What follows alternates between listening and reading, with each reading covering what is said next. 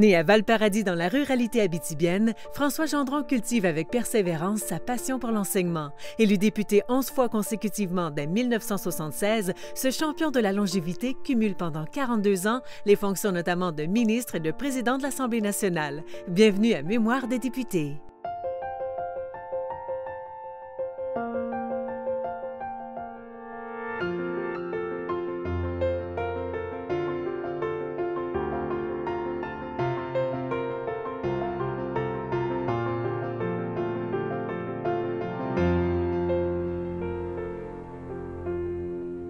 Bonjour, M. Gendron. Bonjour, John. Bienvenue à Mémoire des députés. Ça me fait énormément plaisir, surtout de partager ces moments-là avec toi. Oh, ça va être intéressant. Écoutez, vous avez toujours vécu à La Sarre. Oui. Mais vous êtes né pas mal plus au nord, à Val-Paradis. Quelles circonstances ont fait que Val-Paradis soit votre lieu de naissance? Bien, vous avez raison, et ça fait tellement plaisir aux gens qui habitent ce petit village qui est devenu plus petit qu'il était. Les circonstances pas compliquées. Un des frères de mon père, au moment où ma mère me porte, et ce frère-là, en 1944, a beaucoup de contrats. Il a son magasin général, il a un contrat de construction d'un couvent. Il fait le commerce de la pitoune qu'on appelle... des billes de 4 pieds, là, on appelle ça de la pitoune, des billes pour du sciage. Et il trouve qu'il y a 10-12 employés qui se fait voler du matériel. En tout cas, peu importe. Fait qu'il vient une fin de semaine, puis il essaye de convaincre mon père et ma mère de temporairement fermer la ferme familiale, la fermer temporairement, répartir le cheptel chez les voisins, puis ainsi de suite, et de les amener ma mère avec 2 enfants qui sont nés, moi dans son ventre, et mon père, pour au moins y aider pour une période assez intense. Et là, après beaucoup d'échanges, ils réussissent à convaincre Margot, ma mère, de répartir le cheptel après avoir vérifié si ses voisins acceptaient pour les prendre pour l'hivernage, qu'on appelle. Et ça a marché. Puis là, on est monté en camion, selon ce qu'on m'a raconté, évidemment. Et on est allé habiter chez mon oncle René Gendron. Donc, le drame, c'était où on va rester si on va chez René. Alors, évidemment, il y avait ce qu'on appelle un dépôt de matériel du magasin, là, en arrière du magasin. Ils ont tassé les choses, ils ont installé la fournaise, on appelle ça de même. Il y a un autre nom, mais je ne le ferai pas ici, là. Puis un lit d'un bord, puis un lit de l'autre bord pour les 2 jeunes enfants nés, et papa et maman pour l'autre lit, moi dans le ventre de ma mère, et je suis né là, le 3 novembre 1944 à Val-Paradis. Le printemps suivant, nous sommes retournés à la ferme familiale dans le rang 6 et 7 ouest de la Sarre, qui aujourd'hui s'appelle la route pour aller à Dupuis-Normétal et ainsi de suite. Et ça a toujours été le bien paternel, le bien familial. Alors, on a toujours vécu sur la ferme là. J'ai fait l'école du rang et ainsi de suite. Donc, retour à la ferme, oui. près de la Sarre, là. Oui. Parlez-moi de votre enfance sur la ferme. Comment c'était? La vie de paysan à l'époque, c'est petite maison pas très grande, avec bien sûr un haut. Papa et maman, une chambre en bas, c'est tout. Une grande cuisine.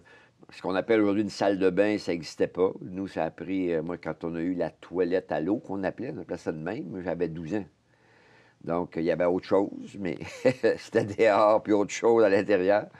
Très rudimentaire, très rudimentaire. Donc, on joue dans la cour, papa et maman s'occupent de nous, et les enfants suivent. Régent, Luc, François, moi, je suis le 3e, Gilles, Noël, Martine, et on fréquente l'école du rang. Mon père souhaite que nous marchions, parce que c'est bon pour développer de saines méthodes de vie plus tard, probablement. Fait qu'on partait de la résidence, puis on allait à l'école du rang à pied, on venait dîner à la maison, puis on retournait à l'école, puis on revenait à pied 1 000, pas 1 kilomètre, 1 000 de distance entre la maison familiale et l'école du rang. Alors, j'ai fait ça, plus... aider jeune, on a commencé très jeune à aider rentrer du bois, à s'occuper du jardin, aller voir à l'étable si on peut ramasser les œufs, pas nécessairement traire les vaches. À 2-3 ans, on ne traite pas les vaches. Mais j'ai traité les vaches un peu plus tard. À ma 3e, 4e année, j'ai commencé à traire les vaches à 9-10 ans. Là, on trayait les vaches. parce qu'on n'a pas de treilleuse. Et on essaye de collaborer aux travaux de la ferme. J'ai toujours été assez, comment je dirais, là, plein d'initiatives, un petit peu excité, ça ne me dérange pas de dire ça. J'ai toujours été un peu intense. Alors, oui, moi, autant ramasser des petits fruits, autant traire les vaches, il y avait toujours une volonté de procéder assez rapidement. Donc, on dit, comment ça se fait, toi, que tu traies rapidement la vache plutôt qu'un de mes frères ou ainsi de suite? Bien, cette espèce d'anxiété-là que j'ai développée et que malheureusement j'ai gardée, là. Je suis toujours anticipatif. Il faudra toujours que ça aille un petit peu plus vite. J'ai de la misère à être mollo, là, très calme. C'est pas tout à fait ma nature. Et ça part de ma jeunesse. J'imagine. Alors moi, j'ai bien aimé mon enfance. Je m'en rappelle très bien. J'ai aimé l'école Durand. Parce que là, on a des amis, puis on développe des relations d'échange, de fraternité. Puis là, dans l'école Durand, il y a tous les groupes, là. C'est pas comme aujourd'hui, là. Et on pouvait être, je sais pas, moi, 5 en troisième année, 7 en quatrième, 5 en deuxième année, parce que l'école Durand, là, ça a toujours été de mémoire alentour de 25-30. 25-30 élèves. Avec, on appelait ça la maîtresse, on ne disait pas l'institutrice, là. Votre père militait pour le Crédit social, Oui. qui était bien connu dans En la Abitibi. région. Est-ce que c'est ça un peu votre intérêt pour la politique qui commence avec lui? Ou... Bien, mon père, même s'il était dans la campagne, était assez engagé dans certains mouvements, comme il a été un des premiers agents syndicaux pour rentrer le syndicat là où il travaillait. Nous, on vivotait sur la ferme. Juste la ferme, on n'aurait pas tout à fait pu manger 3 fois par jour convenablement, puis s'habiller, mais c'est tout, je crois. Donc, il allait chercher un revenu d'appoint. Il allait chercher un revenu d'appoint dans une série. Et le fait d'avoir un contact comme employé dans une série plus large, ça l'a amené à de l'ouverture pour, je viens de le mentionner, là, s'impliquer syndicalement, s'impliquer socialement avec l'Union catholique des cultivateurs, l'UCC.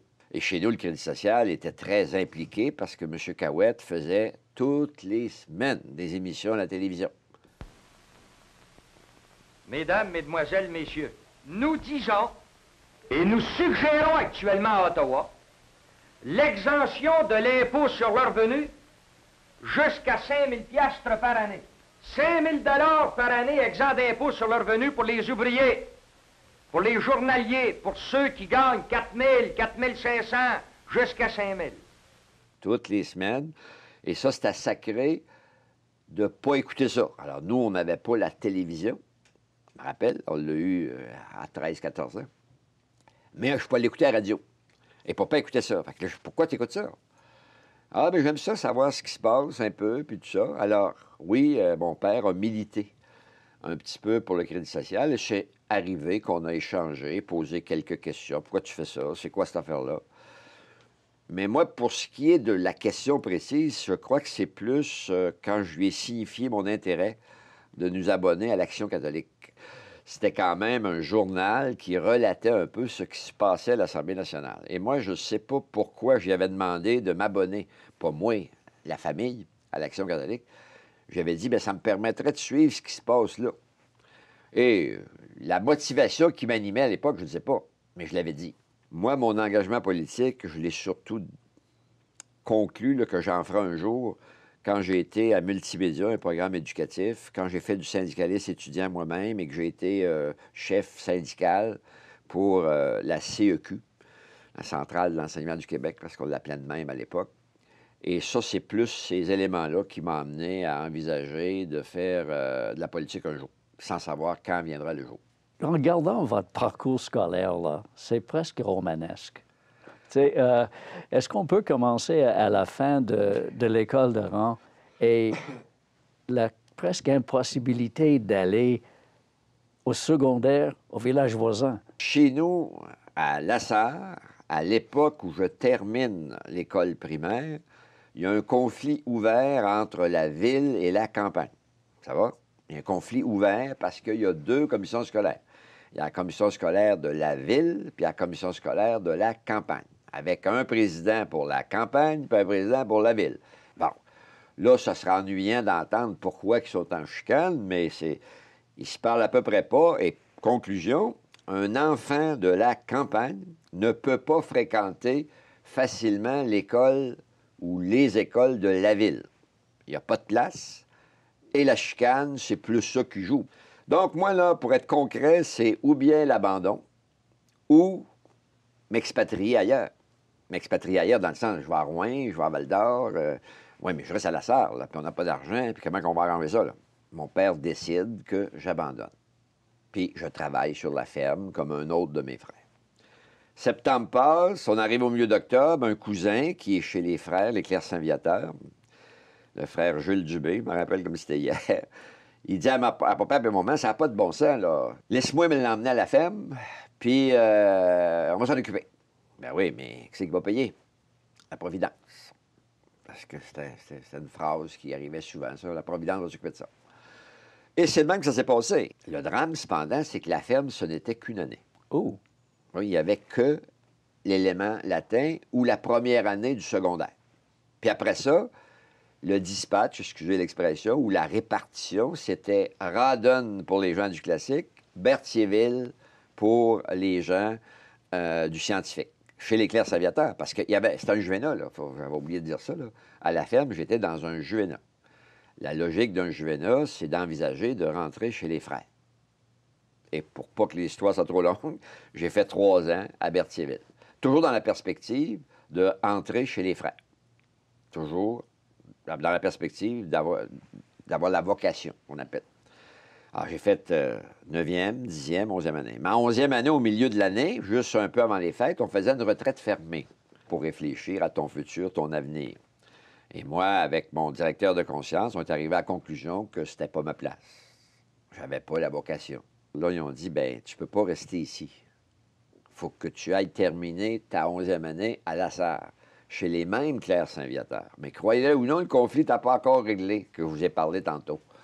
Donc, j'ai tenté de finir ma 11e année, mais ça n'a pas marché. Bon, là, il est arrivé un malheur de vie. Mon père a eu un accident, puis il est décédé durant cette période-là des fêtes. Moi, j'avais décidé de ne pas dire à ma mère pourquoi que j'étais revenu avec ma grosse valise à la poignée. Parce que moi, je m'étais fait mettre dehors, vous comprenez l'affaire. Je devais poursuivre mes études ailleurs. Puis j'ai repris le boss et je suis retourné à Berthierville. Mais ce que les gens ne savent pas, c'est que là, c'était pas là que je devais faire mon année. Donc, quand je suis arrivé, c'est clair que j'avais des circonstances atténuantes, qui étaient le décès de mon père. Mais j'ai dû renégocier avec le directeur du collège Louis Kerb à Berthierville pour le convaincre de me laisser finir mon année. Il a accepté, mais à la condition que j'ai un règlement particulier. Ça a l'air curieux, mais c'est toutes des choses légitimes. C'est toutes des affaires d'époque, normales. Qu'est-ce que vous voulez? Puis j'ai pas d'amertume là-dessus. Je raconte juste que ça s'est passé comme ça. Donc, c'est une difficulté additionnelle de toujours me battre pour gagner des affaires, des causes, des situations.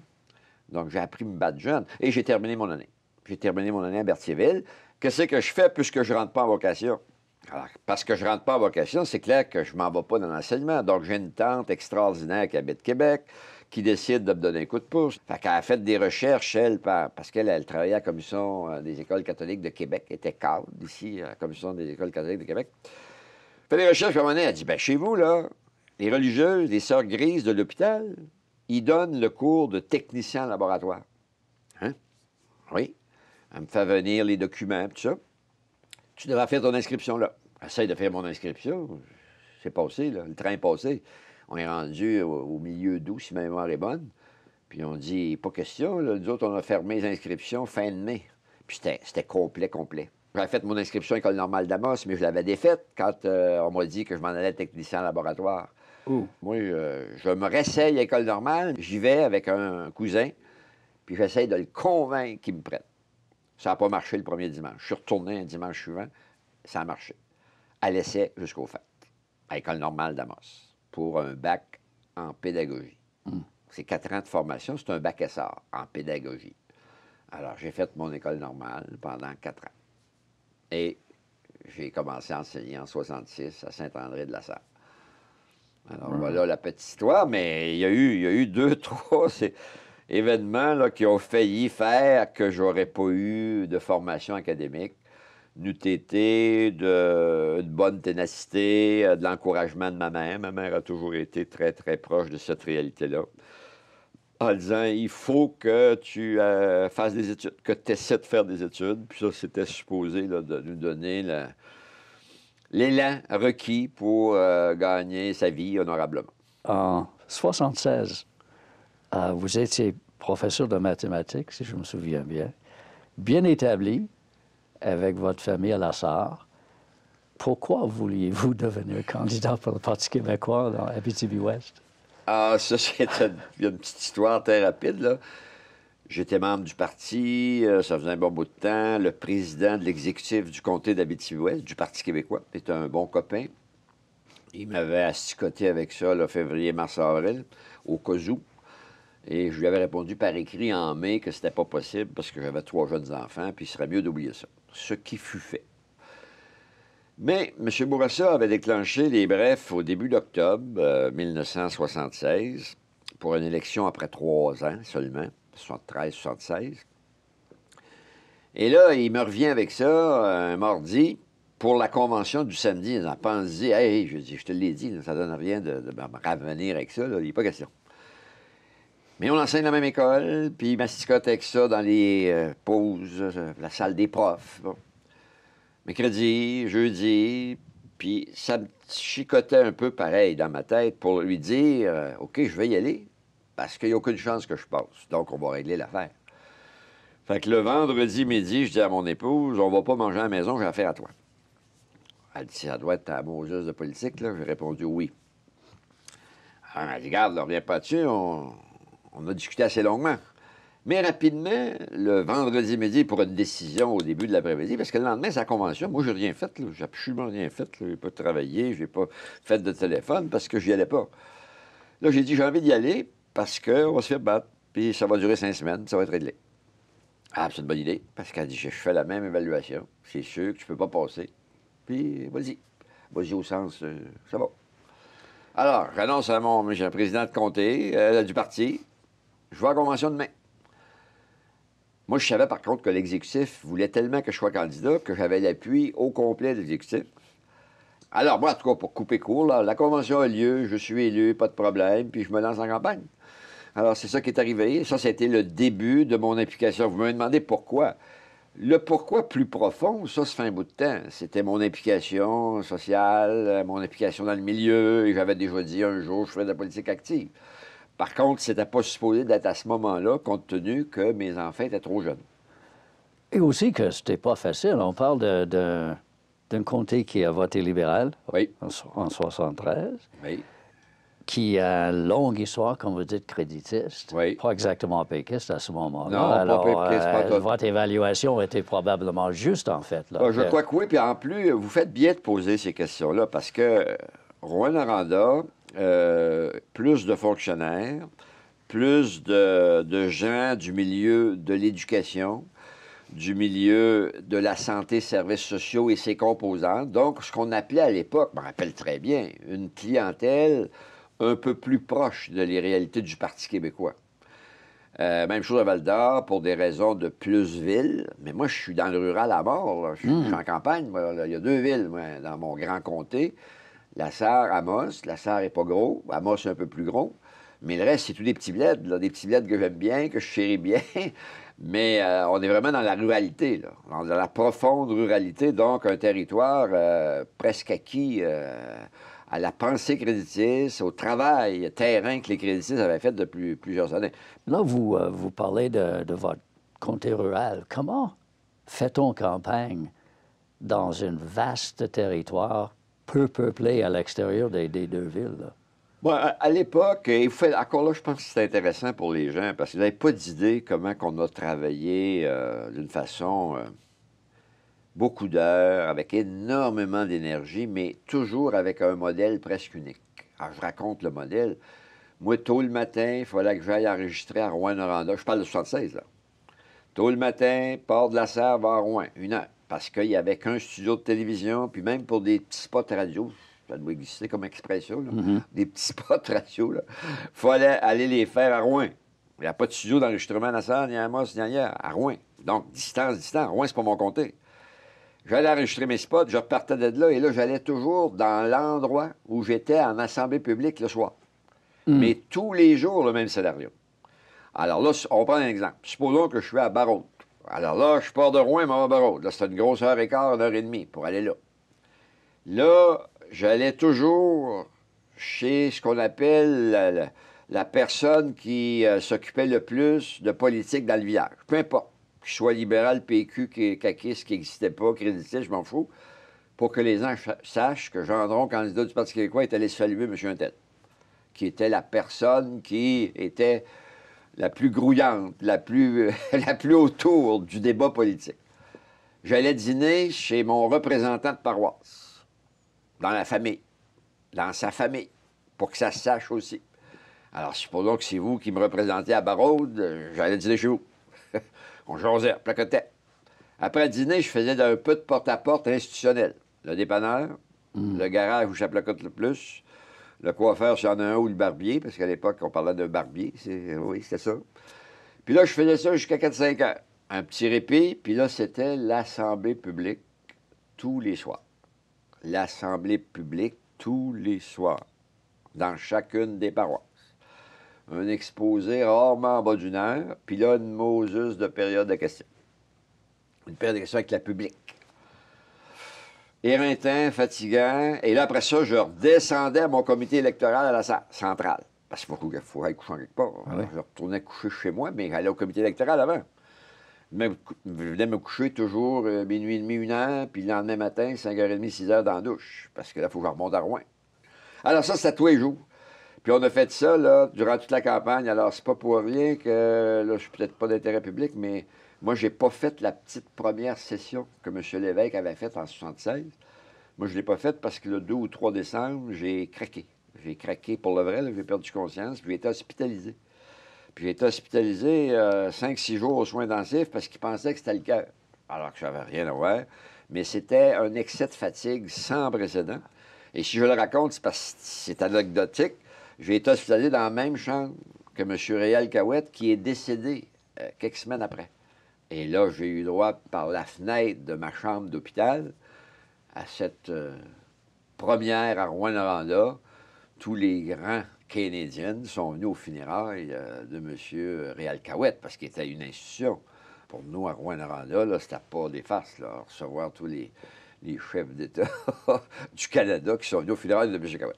Là, on est toujours en train de parler de la campagne de 1976. Oh, oui. Et René Lévesque est venu vous aider pendant la campagne. Oui.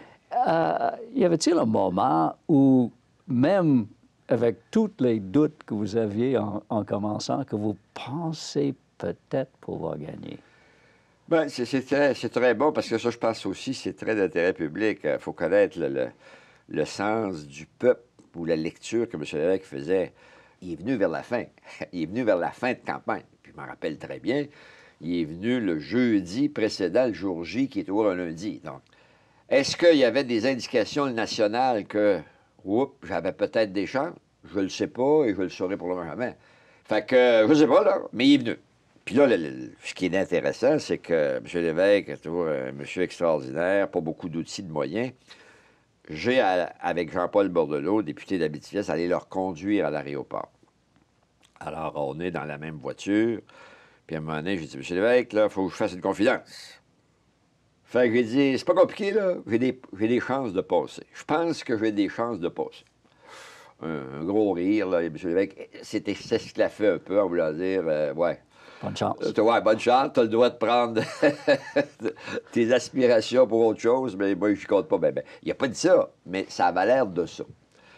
Et là, Bordelot qui en rajoute, là c'était le con. Bordelot qui dit la même chose à M. Lévesque. Ben, François vient de vous dire qu'il pense qu'il y a des chances, mais moi aussi, ça regarde bien.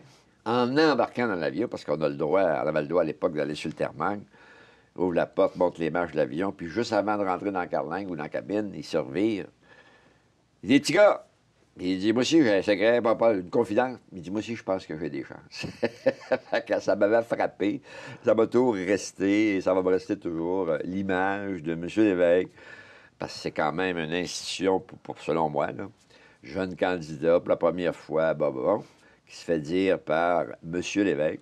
Ben, les jeunes, je pense que... Moi aussi, je pense que j'ai des chances. Mais parlez-nous de la soirée électorale, votre victoire, et aussi le premier gouvernement péquiste dans l'histoire du Québec. Là. Le soir du 15 novembre 1976, vous n'avez pas d'idée le nombre de vibrations positives qui m'a affecté, pour lequel j'étais imprégné. C'était les amis, les téléphones, la chaleur conviviale. L'endroit où on était plein à craquer. C'était un 2e étage, petit escalier étroit pour y accéder, puis on avait réservé ça pour avoir la paix. Mais dans le temps de le dire, c'est devenu rempli à capacité. Puis là, le problème, c'est que les 3 propriétaires, parce que c'était 3 frères qui étaient propriétaires de cet endroit-là, ils voyaient plier le plafond. Les autres, ils étaient en dessous. Ils étaient au 1er étage. Puis nous, on était au 2e parce qu'on avait pris l'escalier. Puis on était bien trop nombreux par rapport à la capacité portante, à tout bout de champ. Ah oui, puis on fait dire la police, puis la protection civile, la sécurité. Sauf que l'escalier est complètement jammé, excusez l'expression, est complètement tellement concentré, ça rentre plus, ça sort plus, ça circule à peu près pas. Il a fallu passer par les vitres extérieures. Non, mais j'exagère à peine. Fait que ça a été compliqué à gérer, puis là, finalement, le gros bon sens est revenu un peu. Fait que là, ils ont descendu par l'escalier de secours un certain nombre pour réduire ce qu'ils appréhendaient, parce qu'ils voyaient vraiment bouger le plancher. Mais ça n'a pas empêché qu'on passe la plupart de la nuit en haut, puis moi, la plupart de la nuit dans des tourniquets dans les airs à cause de toutes sortes de folies, de manifestations, d'euphorie, puis d'exubérance, puis mettez tout ce que vous voulez, là. Alors, moi, le 15 novembre 1976, on m'en rappelé toute ma vie. Et surtout que le matin, donc le lendemain du 15, donc le 16 au matin, il faisait beau. En tout cas, chez nous. Un soleil de plomb. Puis là, ben moi, j'avais fêté pas mal. On avait bu un petit peu plus que juste de l'eau. Fait que j'avais besoin d'air avant de rentrer me coucher. Et j'ai vécu toutes sortes de choses très intenses parce que quand on est élu une première fois en région, c'est très dur d'être ployé sur le national, si vous me permettez l'expression. Oui. D'être branché sur... sans pas le sauver. Comment de fois vous avez vu ces photos-là? Les larmes de joie, l'exubérance, puis bon. Et là, en même temps que tu es avec les tiens, puis tu aimes beaucoup ça, en même temps, tu souhaiterais que la grosse gagne, la grosse familia, la grosse famille, de l'ensemble des élus, puis toi aussi, monter sur scène, puis « Hey, la Métibé! » Mais c'est pas possible. Moi, je suis chez nous, là. J'étais à 7 heures de route de là où est le party principal. Mais écoutez, ce fut une soirée extraordinaire et 1, 2, 3 beaux jours. Et là, vous dites, bien, la suite, faire partie, avoir la chance, en 1976, de faire partie de cette extraordinaire équipe d'hommes et de femmes dédiés, volontaires, convaincus, scolarisés à peu près comme jamais. C'est des belles joies, c'est des beaux moments. Merci, M. Gendron. Bienvenue. À la semaine prochaine. Ah, bien, merci.